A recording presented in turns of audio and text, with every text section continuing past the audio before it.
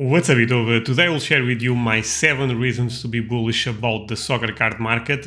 This is an amazing topic, so if in the end you end up enjoying this video, consider to leave a like, means a lot to me and is the best way to show support. If you are a new viewer, also consider to subscribe. Let's put all of that out of the way and go into the topic. So the question number 1 goes this way. Why are you so bullish on the soccer card market? Well, my friend, this is an amazing question. I feel like my channel is basically about this question, but I will try to provide some perspective. The reality is I don't have a simple answer, and I created a YouTube channel to explain my thoughts around the soccer card market. I have more than 250 videos live, and I feel like I'm just getting started there. I feel like this community have a long road in front of us. That said, I don't want to give you this type of answer. You know what? Go to my YouTube channel, search this type of stuff, and eventually you'll find the answer you are looking for. I thought, you know what? This is actually an amazing exercise to put together the main reasons I believe our market is so great. And then I'm thinking about 7 reasons. One thing that I want to say is all of them are connected, and at the end of the day is just not one reason that makes me believe in the soccer card market. And if our market explodes in the future, grows a lot in the future, and I think we all hope for that, there is no reason alone that will make it. It's a combination of a lot of things. It probably will be a snowball effect like we saw in 2020, to be honest. But the first reason is one that I talk quite a lot: international demand. I think right now it's quite obvious that our market have a lot of Europeans. If you look at modern, for example, China is actually a huge big part of the market right now. We actually have certain cards in China selling for prices that are very close to the ones we would have in eBay, BLCC, Goldin, sometimes even more.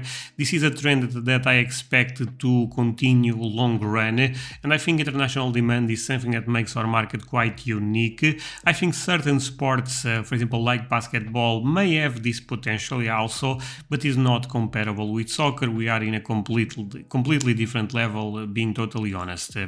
Now the second point is, so I was talking about international demand excluding US, since US is actually the king in the market right now, but I believe the presence of the United States of America in our market can actually increase even more over time. Why? USA soccer growth is tremendous. So for example, I was reading an article months ago that said the US may have lost the World Cup, but soccer is more popular than ever in America. And I also talk with other collectors that they all share the same sentiment. They tell me, André, it's actually crazy how much the popularity of soccer in US have grown in the last 5 years. 10 years, for example, is night and day. 20 years, forget about it. So all of this type of stuff also related with big events that will happen in America, World Cup being the main one in 2026, makes me believe the US soccer growth is a trend that we also should expect to increase in the future. Another example of this is 2024 Copa America will be held in the United States. The American team will also play in the tournament, so a potentially catalyzed there if they actually perform well. And recently news, it's possible that the Champions League in 2025, the final, will be also played in US. So all of this amazing news, the USA soccer growth combined with international demand can actually, and let's just focus on demand right now, because at the end of the day, this is what we are talking about. There is a lot of reasons to believe that will increase substantially for our market. Now, the point number 3 is globalization. This is a complex one, and I actually think I should do a video on this topic. It's a fascinating one that I feel some people may even disagree with me, but the reality is the way I look at the world, I think we are more connected than ever, and I think this trend again will keep increasing. Internet ended up changing a lot of things. The way we consume media also ended up changing a lot in the last 5-10 years, and this is another thing that I expect to increase over and over. How can this this be connected with cars? Honestly, quite simple. Look, in the past, if you are a European, understanding certain fundamentals why collecting is so important for the history of a specific sport, a lot of that information was actually in America. Right now, I live in Portugal and I can access YouTube. I can learn a lot about American sports, the heritage around collecting, and that alone can bring more collectors to the market. I think I'm a good example of that. Hey guys, quick pause on this one. Hope you are enjoying the video, but I want to share two things with you. The first is my Patreon community. If you love this type of videos, you probably love my content on Patreon. I put a new Q&A every week there, and I also put extra audio that you can call a podcast on Saturday. If you join Patreon right now, you have hours and hours and hours of content. It's actually quite crazy. Link below the video if you want to join. In this case, link on the description. The second thing is my Discord server. Amazing place to interact with me, amazing place to interact with other collectors to learn about the soccer card market. We are more than 900 members and we are growing super fast. Link also below the video, check both, and now let's continue with this one. Now, the fourth point, and this is probably one of the most important ones, is rarity. The reality is our market in terms of rarity, I think, is amazing. Some people may disagree, but when I look at the major stars that we have in the market, Pelé, Maradona, Messi, Cristiano Ronaldo, all of them, the pops, and I understand pop reports does not equal rarity, especially because we are in a discovery phase, but also trying to look at the raw market, the potentially pops in the future. I feel like we are in a special market. For example, Maradona have one rookie, 77 disc, and the pop total at PSA is 63 copies. Ronaldinho also have just one rookie and PSA total is 77 copies. If you know soccer, you 100% know those two names I was talking about. And of course, if the demand gets to a point where we all expect, the supply is quite low. Pelé Lifa Baloguet, probably one of the most, not probably, 100% one of the most iconic cards we have in the market. For some people may even be the most iconic card. We look at this card like the main rookie for Pelé. The PSA total is a bit over 100 copies and the pop growth in terms of percentage is not going up in a way that I think we should be worried. So this type of stuff makes me believe a lot in the soccer card market. I guess I can also give you probably even a better example since he's a more modern player.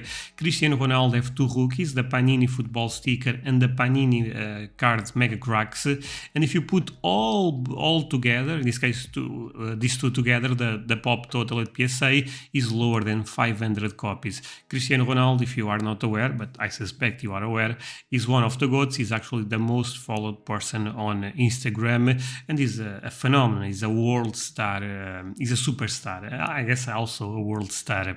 Now let's move on to the fifth point, and in this case market cap. So the first points end up being related with demand. Now I'm relating more with rarity, with supply, and market cap goes into this logic. If you look at other sports, even DCGs, seems quite evident that market cap in soccer can still grow exponential. So take a look at the Michael Jordan 86 Fleer. I understand it's a super iconic card, is a very special card even for the NBA market, but the reality is the market cap for that card is 61 million. Messi's have on Bs that by itself have much more true rarity than the Michael Jordan. Even condition rarity is crazier. Condition rarity may not be crazier, but in the end the actual number, the amount of copies that we have in the market is what tends to matter the most. So more true rarity on that sense. And the market cap is 5 million. Look, when I look at this type of stuff, Charizard 2022, basically almost a random card in Pokemon, specific in the long run, probably a not relevant card. The market cap for that Charizard is almost $2 million. Messi Mundi Chrome 2004 in a PSA 10, tremendous condition rarity also. The market cap is not even $500,000. And again, looking at this type of stuff, I'm still quite bullish that our market caps will also close the gap. Not sure if where is the seal, if that makes sense. But even if you think that 10% of the money in the NBA, 10 or 20% of the money in TCGs can also move into soccer, can also operate in our market, we can see exponential growth, and I believe in that a lot. So number 6, and this is where you guys may think I'm in cuckoo land. What I mean cuckoo land, basically crazy people land. I think AI will have a huge impact in the collectible space. This is just not for soccer cards, to be honest with you. I think this will go for other collectibles. I'm actually working in a project in Portugal related with AI, and I'm very obsessed with this topic. I think this technology will actually change the world. And I'm explaining my thoughts on Discord. By the way, link below the video if you want to join, so pause the video if you want to take a look at my perspective. But basically, in a short version, I think that eventually the job, basically I suspect that there will be a lot of layoffs in the future. I suspect there will be some type of stimulus checks, basically universal basic income, some version of that, and people will have more time. People will actually understand that the world is different, and with that in mind, and I know this is a bit darker, but nostalgia tends to rise in this type of moments, and I suspect collectibles can benefit of that. Is this a crazy take? 100%, but you know what? Is what I believe, so why not share with all of you guys? Number 7. Well, the number 7 is the most obvious one, is the power of the sport. The reality is nothing comes close to soccer. I'm not like Jeff Wilson that says that, you know what, Disney is bigger than Pokemon, so that automatic means that Pokemon will be surpassed by Disney. I don't look at things that way, to be honest. I think markets are super complex, but I also think there is something there, you know. Of course, if we are talking about the most popular sport in the world, if you believe in the globalization of the world, there is more people enjoying soccer in America right now than ever, and of course is also the amazing work done around the sport, but it's also the effect of globalization, that we have access to stuff that in the past we did not have. It's much easier to get information about something that you want to learn about, and there is a lot of catalyst that can happen with the power of the sport. Cristiano Ronaldo, like I was explaining, the guy is basically the most, or one of the most famous people alive right now. Lionel Messi, the same thing. Lionel Messi potentially can go to America. That alone can make his market actually have a decent spike. So basically I'm talking about potential catalysts, but they are in place, and I think we all should believe in them, because at least, and this is what we can do at this point, is have an educated guess. And I think the points I end up sharing with you, maybe the AI you disagree with me, but the others, at least I feel like they are quite evident. So, but now, to finish the video, I just want to say one thing. The reality is, and I'm presenting you 7 arguments, 7 reasons to be bullish about the soccer card market, but you can tell me that there is just one reason, and probably that will be the correct answer. And the correct answer is the law of supply and demand. Basically, and putting things in a very basic way, I feel like the supply we have, I'm talking more about vintage and pre-modern, and some modern to be fair, especially early years, 2014 until 2017, 2018, I feel like the supply is very low for the potential demand that our market can have. And you guys know how this works. If there is a lot of demand and very little supply, prices can go completely parabolic. That said, now I have the negative take to this conversation. Cards are so risky that I don't think looking at them as a good investment should ever be the main reason to invest. This is real talk. I know some people may not like this. You have a much easier and safer, and this is the key word, you have much easier and safer ways to earn money if that's the only goal you have in mind.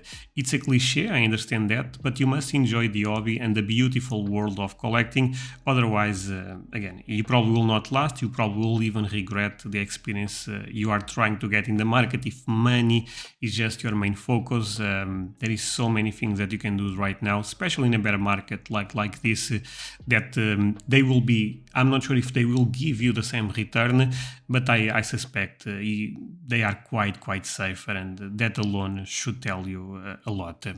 So guys, hope you enjoyed this one. I will continue with the Q&A. I have a question number 2, but this is just for Patreon members. See you guys tomorrow.